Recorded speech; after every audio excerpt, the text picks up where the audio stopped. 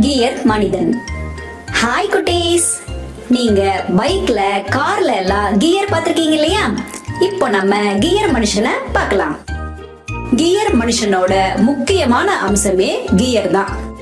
இந்த கியர்கள் தக்காளி சாஸ் பாட்டிலோட மூடியில இருந்து தான் நாம செஞ்சிருக்கோம். இந்த மூடிகள் ஒன்றோட ஒன்று எவ்வளவு அழகா இணைக்கப்பட்டிருக்குன்னு பாருங்க. 2 தடிமனான அட்டைகளை வச்சு ஒரு சட்டத்தை உருவாக்கி அதுல ஸ்ட்ரா மற்றும் கூர்மையான குச்சிகளை வச்சு இணைச்சிருக்காங்க. மேல பேப்பர் கப்பை வச்சு செய்யப்பட்ட ஒரு விசிறியும் இருக்கு. இங்க கீழே இருக்கிற குச்சிய நாம சுழற்றும் போது மேல இருக்கிற குச்சியும் சுழலுது.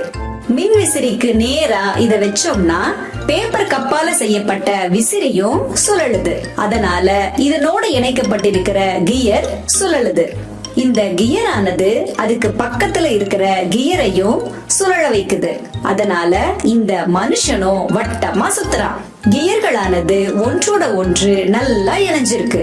இப்போ நீங்க இந்த கியர்களை ரொம்ப பக்கத்துல பாக்குறீங்க.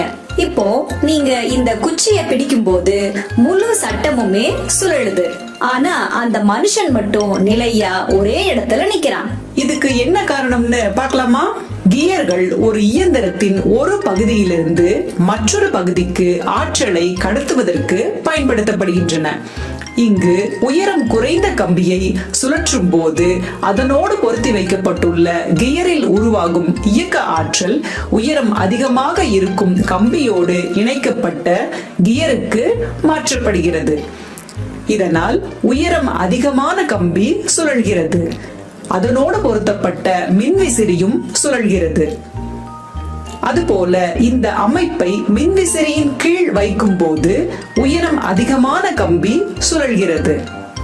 அதனால் உருவாகும் இயக்க ஆற்றல் கியர்கள் வழியாக உயரம் குறைந்த கம்பிக்கு மாற்றப்படுகிறது. இதனால் உயரம் குறைந்த கம்பியோடு பொருத்தப்பட்ட மனிதனும் சுழல்கிறான்.